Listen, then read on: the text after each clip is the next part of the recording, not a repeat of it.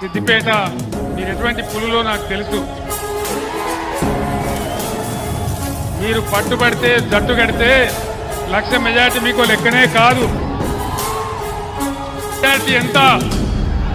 1,00,000నా? 1,00,000 సిద్దిపేట మెజార్టీతోనే వెంకట్రామరెడ్డి గారు ఎంపీగా గెలిచిపోయినని చెప్పి నేను తెలియజేస్తా ఉన్నాను. వెంకట్రామరెడ్డి గెలుపులో సిద్దిపేట జిల్లా గెలుపున్నది, మెదక్ పార్లమెంట్ గెలుపున్నది.